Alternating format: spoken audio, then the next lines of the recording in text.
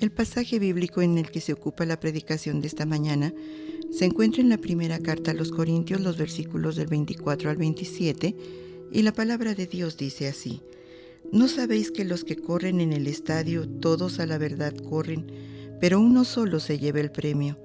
Corred de tal manera que lo obtengáis. Todo aquel que lucha, de todo se abstiene. Ellos a la verdad para recibir una corona corruptible, pero nosotros una incorruptible. Así que yo de esta manera corro, no como la aventura, de esta manera peleo, no como quien golpea el aire, sino que golpeo mi cuerpo y lo pongo en servidumbre, no sea que habiendo sido heraldo para otros, yo mismo venga a ser eliminado.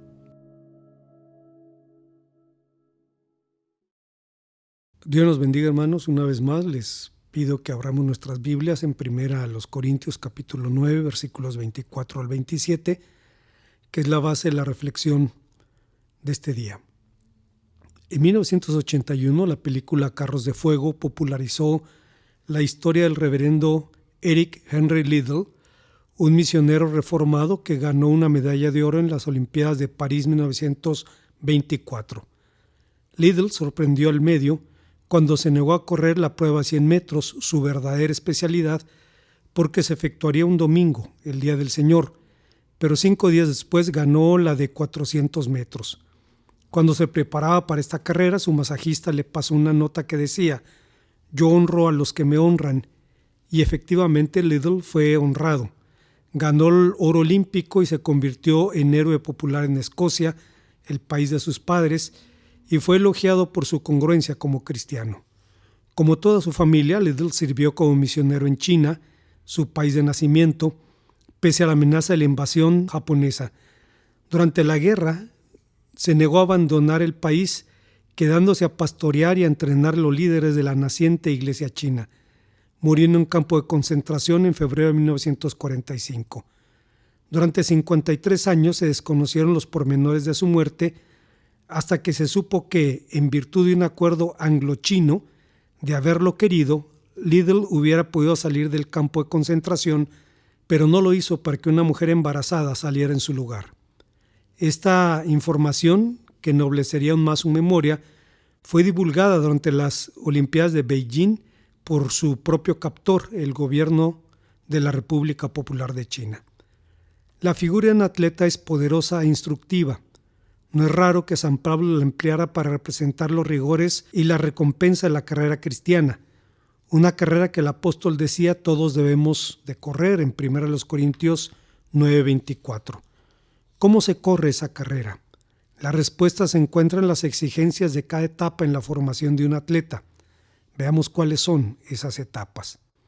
Estamos hablando de la formación de un atleta de Dios, y la primera etapa es la de la iniciación. El uso de analogías es frecuente en la predicación y enseñanza judeocristiana. La seguimos usando porque nos hacen más accesibles los conceptos espirituales. Moisés y los profetas las emplearon y el Señor Jesús hizo lo mismo, pero el abuso de las analogías entraña serios peligros.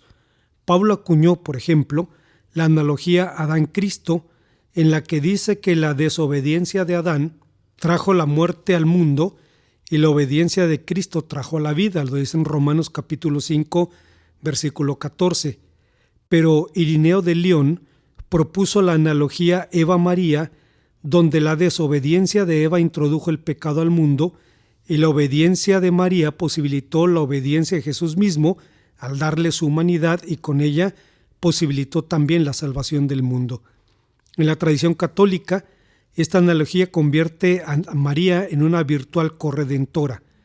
No es extraño entonces que Carlos Spurgeon dedicara todo un capítulo en su libro Discurso a los estudiantes al tema de la alegorización en la predicación. Usó y defendió la legitimidad de la alegorización mientras que se utilice en límites bien definidos. Y una de las figuras que Pablo utilizó en sus cartas fue precisamente la del atleta. Lo vemos en 1 Corintios 9, 24 al 27, el texto que nos ocupa, y lo vemos también en 2 Timoteo capítulo 2, versículo 5. Esta figura es perfectamente comprensible para nosotros porque el deporte constituye un fenómeno universal. Sin exageración, el deporte es en la actualidad la actividad física más importante del mundo. La iniciación de la vida cristiana es similar al proceso mediante el cual se introduce a un niño en la disciplina deportiva. Su primer contacto es como un simple espectador porque es necesario que se establezcan modelos. Esta es la etapa en la que los niños dicen yo soy fulano de tal y piden a sus padres las camisetas con el nombre o el número de su jugador favorito. La hermana Silvia Saldívar fue hija de pastor. Creció jugando con sus hermanos y primos en las instalaciones de la iglesia que pastoreaba su padre. Por algún tiempo, uno de sus pasatiempos favoritos fue jugar a la iglesia. Uno de sus primos era el pastor y ella era la esposa del pastor. Oraban, cantaban, predicaban, recogían también ofrendas y recientemente en una reunión familiar uno de sus primos le preguntó: «Oye Silvia, tengo una pregunta. ¿A dónde iban a parar las ofrendas que dábamos cuando jugábamos a la iglesia?» Y la hermana respondió: eran para el pastor y para su esposa. Obviamente esas ofrendas fueron invertidas en la compra de dulces. Tal vez los niños empiecen jugando al coro de la iglesia o a la iglesia misma, pero nuestra expectativa es que lleguen a ser actores conscientes y comprometidos en sus comunidades. La etapa de la iniciación es aquella a la que se refiere Proverbios 22:6 cuando dice: «Entrena al muchacho para que pueda seguir su propio camino». Hay dos cosas que debo decir sobre este texto. La primera es que el verbo que nuestra versión traduce, la Reina Valera 60 traduce como instruye, el verbo hebreo hanaj, significa básicamente inaugurar o consagrar. Es el mismo verbo empleado en la dedicación del muro por Nehemías o en la dedicación del templo por Esdras, como encontramos en el libro de Nehemías capítulo 12 versículo 27 y Esdras 6:16.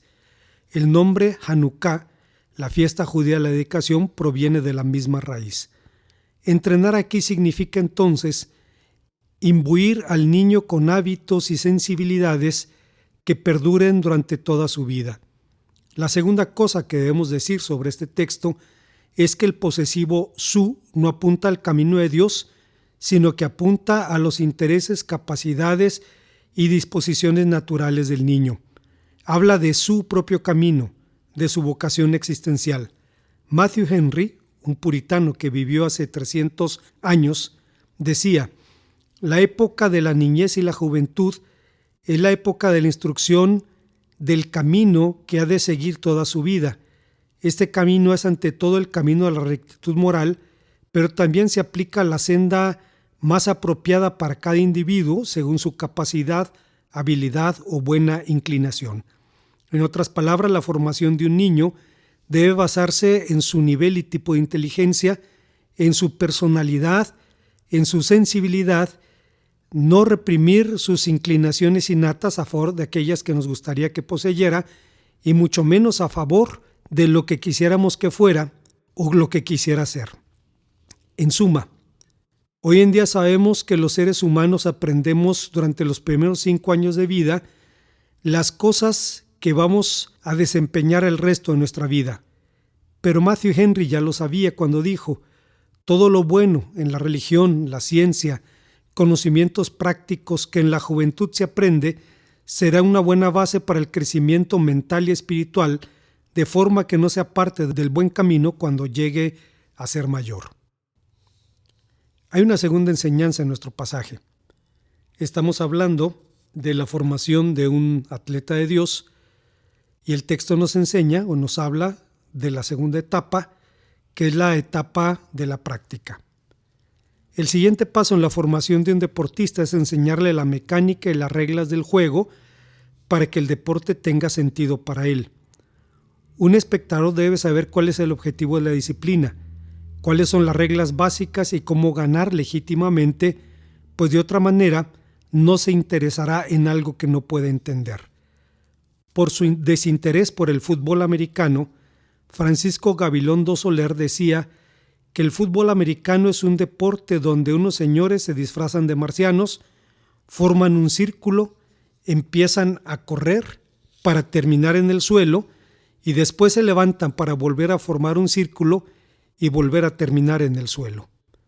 Hace algunos años, un grupo de jóvenes de la iglesia formó un equipo de fútbol femenil que acordó un partido con un equipo del Llano de la Rochera, comunidad donde la iglesia hacía obra misionera. Nuestro equipo no tenía guardameta, pero convencieron a una de las señoritas, quien por cierto no sabía nada de ese deporte, que ocupara esa posición con la única advertencia de que cuando el balón llegara al área, la tomara con las manos y no la soltara por ningún motivo. En el desarrollo del partido, cada vez que el balón entraba en el área y las atacantes llegaban en tropel detrás de él, nuestra portera lo tomaba y corría al interior de la portería para que nadie se lo pudiera quitar, y no vamos a hablar de cómo quedó el marcador. Sin embargo, entender un deporte no hace a nadie deportista. No basta saber cuál es su mecánica. En los estadios los jugadores son insultados cuando cometen errores, pero son insultados por personas a quienes si se les permitiera bajar al campo harían ridículos peores. Así que el niño debe tener el más temprano contacto posible con el deporte, debe practicarlo. Es claro que debe empezar al nivel de su propio desarrollo físico, de manera que adquiera gusto por él, que llegue a considerarlo parte de su vida. En los círculos especializados se identifican diferentes etapas en la instrucción deportiva de un niño. La primera es la llamada formación multilateral, que tiene como propósito el desarrollo de las más variadas formas de coordinación y la familiarización con diversos elementos del pensamiento táctico en general. La siguiente etapa es la de la formación específicamente deportiva, cuyos objetivos son el desarrollo de destrezas y habilidades específicas, el desarrollo del pensamiento táctico específico y el aprendizaje de las técnicas particulares del deporte elegido. Este es también el momento en que empieza a desarrollarse identidad de equipo. En esta etapa el papel de los padres en la formación de los hijos es fundamental. Del mismo modo, en esta etapa inicial de formación, los hijos necesitan el apoyo de sus padres. Es muy raro que un niño o un jovencito pueda madurar como cristiano sin el apoyo de su familia. El reverendo Aurelio Mandujano, un chiapaneco conocido como el apóstol de Yucatán, pues fundó más de 130 iglesias bautistas durante su ministerio en la península, fue bautizado a los 6 años de edad y censuraba a quienes estorbaran al niño que quisiera ser bautizado a esa edad.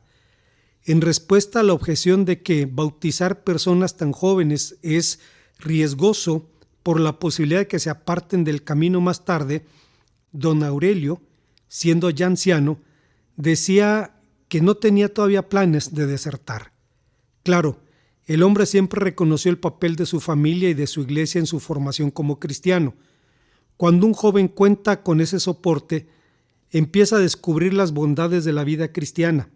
Descubre la fraternidad, adquiere identidad, sentido de pertenencia, sentido de trascendencia, es decir, sabe que tiene una tarea en el mundo y que esa tarea trasciende hasta la eternidad. Uno de los problemas de traer a los niños o a los jóvenes de iglesia en iglesia es privarlos de la bendición de desarrollar relaciones que perduren el resto de su vida. En su práctica de la vida cristiana, en algún momento el creyente descubre que, como el apóstol San Juan dijo en su primera carta, El amor a Dios consiste en que guardemos sus mandamientos y sus mandamientos no son gravosos. Descubre que el yugo del Señor es fácil y ligera su carga, como dice el Señor Jesús en Mateo capítulo 11, versículo 30, y descubre el gozo de la obediencia, la alegría del servicio, las bendiciones y beneficios de la disciplina y la bendición de la comunión fraternal. No sé si exista algo a lo que pudiéramos llamar envidia santa, pero si existe yo la he sentido.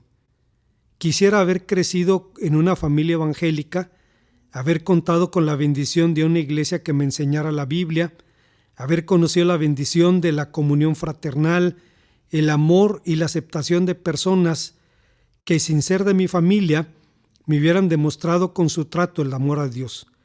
Seguramente todo joven cristiano cuyo testimonio despierta interés en algún no creyente ha escuchado preguntas que esta persona le hace por lo que hace, por las motivaciones por las que no hace lo que no hace. Para muchos de estos jóvenes no creyentes resulta tan extraño pensar que alguien pueda vivir como un auténtico cristiano, de acuerdo a su fe, pero cuando ve que es posible, puede llegar a anhelar vivir también así. Hay una tercera y última enseñanza en nuestro pasaje. Estamos hablando de la formación de un siervo de Dios, de un atleta de Dios, y el texto nos habla también de la etapa del compromiso total. La última etapa de la formación de un deportista es aquella a la que se denomina etapa de rendimiento puro. Aquí el jugador está preparado para rendir al máximo de sus posibilidades en el deporte que ha elegido y se dedica exclusivamente a él. La formación de un deportista fue de lo general a lo específico. Las primeras etapas fueron un modelo de trabajo global sin especializaciones de ningún tipo para vivir la mayor cantidad de experiencias y practicar la mayor cantidad de movimientos posibles. Pero poco a poco se va especificando el trabajo hasta que, en la edad adulta, el atleta dedique todos sus esfuerzos al rendimiento puro de un solo deporte. A estas alturas, la injerencia paterna es mínima. Ahora es por su propia cuenta, es su elección personal. Cuando un deportista llega a este punto en su carrera, si quiere ser verdaderamente profesional, entiende que ha asumido un compromiso que le demanda una consagración total. Está obligado a dedicarse a su profesión, a vivir para ella. Sabe que su elección le exigirá un régimen de vida excepcional. Ahora no puede dormir a la hora que quiera ni levantarse cuando quiera. No puede tomarse un día de descanso cuando le plazca, ni tomarse vacaciones cuando lo juzgue conveniente. No puede comer lo que le gusta. Ahora debe comer lo que necesita. Ya no puede cambiar de equipo a su antojo, ni jugar como le parezca. Ahora se le exige compromiso con la estrategia, la disciplina, la táctica, y se le demanda fidelidad a la causa. Pero las demandas de su elección no terminan en el terreno propiamente deportivo. Ahora se convierte en blanco de todas las miradas. Se ha convertido en un modelo social para los demás. Casi nadie se escandaliza cuando un joven se embriaga, pero es diferente cuando ese joven es un deportista famoso. Casi nadie se escandaliza cuando un joven sale con alguna persona que no sea la esposa o la novia, pero si es un deportista conocido, seguramente aparecerá en la portada de las revistas del corazón. Cuando el creyente ha asumido un compromiso con su fe, sabe que debe vivir para ella. El justo no solo vive por la fe, vive también para la fe, es decir, para practicar lo que cree. El apóstol San Pablo decía que todo el que lucha, de todo se abstiene. Hay personas que dicen, mi vida es el fútbol. El apóstol San Pablo decía, mi vida es Cristo, y lo decía en Filipenses capítulo 1, versículo 21. Sobre esta idea del compromiso con nuestra fe, William MacDonald dice, ahora Pablo cambia de la figura del corredor a la lucha. Recuerda a sus lectores que todo aquel que lucha en los juegos, en todos ejercita el dominio propio. Un luchador le preguntó en cierta ocasión a su entrenador, ¿no puedo fumar, beber o pasármela bien y seguir peleando?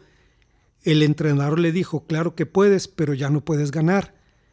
Al pensar Pablo en los participantes de los juegos, contempla al vencedor acudiendo por su premio.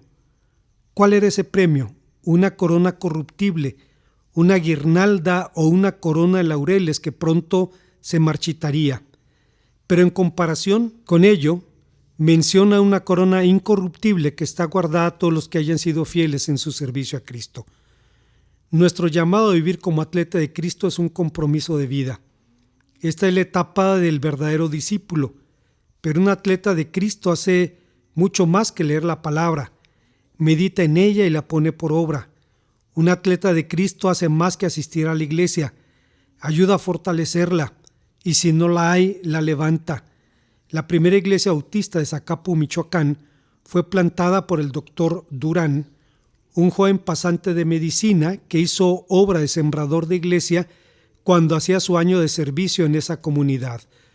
Un atleta de Cristo va más allá que pensar en sus propios planes. Piensa en los planes y propósitos de Dios. Un atleta de Cristo hace más que orar todas las noches. Hace a Dios su amigo. Un atleta de Cristo hace más que vivir una buena vida o moral. Vive buscando la santificación, la negación del yo, la vida crucificada, la imitación y el seguimiento de Jesucristo. Como conclusión, durante los últimos días he sido testigo del resurgimiento del espíritu olímpico, entre comillas, al ver a personas de todas las edades corriendo en el parque frente al que vivo. Quienes acuden normalmente al lugar son personas de edad mediana o ancianos que van para tener algo de actividad física, pero ahora veo también a jóvenes corriendo por el parque. Llevan sus mejores galas deportivas, sus tenis de marca y aprovechan la oportunidad para lucirlos. Pero sé que cuando terminen las Olimpiadas, todo volverá a la normalidad, es decir, la mayoría volverá a su vida sedentaria porque este es simplemente un ciclo en el deporte y es una moda. Felizmente, el servicio cristiano no es o no debe ser cosa de moda.